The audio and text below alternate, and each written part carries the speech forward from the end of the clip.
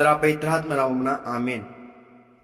క్రౌకో పీఠంకు పాలకా పునీతులుగా ఎంచుకోబడిన పునీత స్టానిస్లస్ మంచి ఆధ్యాత్మిక జీవితం, ఎదురులేని దెబ్బలు, అనేక అవమానాలు, హింసలు ఎన్ని ఎదురైనా తన జీవితాన్ని దేవుడికి అర్పితం చేసి దేవుని సేవలో అనునిత్యము కూడా ముందుకు నడుస్తూ వెళ్ళినటువంటి పునీత స్టానిస్లస్ గారు.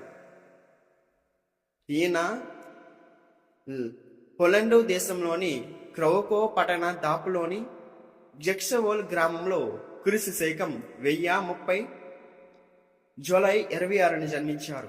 ఉత్తమ క్రైస్తవ కుటుంబం, ఉన్నత వంశం వీరిది. విగ్నేసెస్ పట్టణ విద్యాలయంలో చదువుకున్నారు. మంచి గురువుగాను చెయ్యాలని తల్లిదండ్రుల కోరిక. ఆ ప్రకారంగానే గురు విద్యలో ప్రవేశించారు. ఇంతలో వారి తల్లిదండ్రులు మరణించగా తనకు సంక్రమించాల్సిన వారసత్వపు ఆస్తి అంటదని బీద సాధులకు దానం చేశారు. క్రేకో పీఠాధిపతులై లంపెడ్ జులా గారు స్టానిస్లస్ గారిని గురు పట్టాభిషిక్తులుగా గావించి తన వద్దనే ఉంచుకున్నారు. స్టానిస్లస్ గారు సువార్త ప్రసంగాలు ఇవ్వడంలో దిట్ట. మంచి ఆధ్యాత్మిక సలహాదారుడిగాను క్రైకోట్ పట్టణంలోని కథీడ్రల్ వికారి జనరల్గా సేవలందించారు. అనేక వేద వ్యాపక సంస్కరణలు కూడా నాంది పలికారు. క్రీస్తు శకం 1072లో క్రౌకో పీఠంకు స్టానిస్లస్గా బిషప్గా ఎన్నికయ్యారు. కేవలం 2వ అలెగ్జాండర్ పోపు గారి బలవంతం మీదనే వారిని ఈ పవిత్ర పదవికి స్వీకరించాలని కోరారు.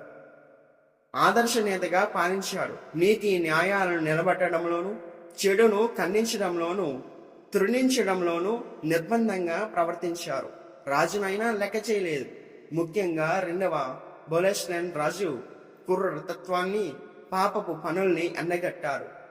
తన ఆస్థానంలో ఒక గౌరవప్రదమైన ప్రతినిధి భార్యను అపహరించి తీసుకుపోయిన రాజు మోహపాపం, అక్రమ సంబంధాలు కలిగి ఉన్నందున బిషప్ గారు స్టానిస్లస్ రాజుకు అనేక విధాలుగా బుద్ధి చెప్పారు.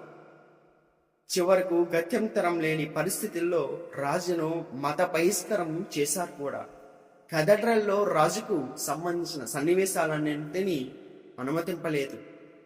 బిషప్ స్టానిస్లస్ గారు అట్టి తీవ్ర చర్యలు ధైర్యంతో తీసుకుని పిమ్మట తన వద్ద స్వచ్ఛంద రాజీనామా చేసి క్రీకవ్ పట్టణముకు ఒక గ్రామంలోని గురు సేవలను అందించారు.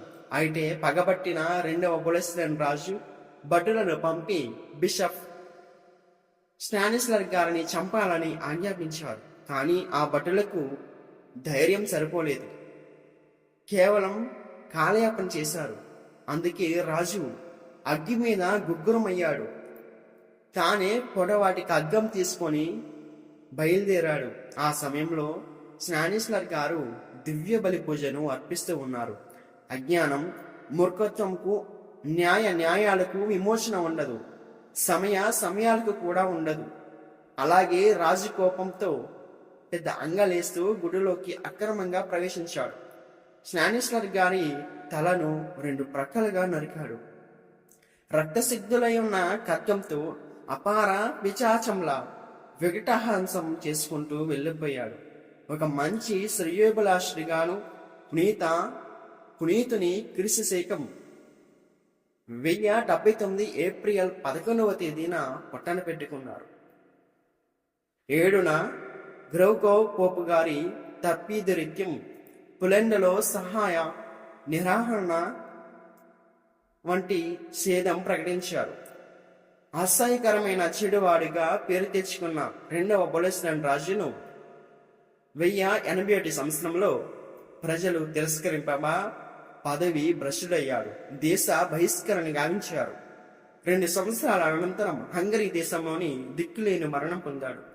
పునీత స్టానిస్లస్ గారి పోలాండ్ దేశ జాతీయతకు ప్రతిబింబంగా గుర్తుకు నిలిచబడ్డారు.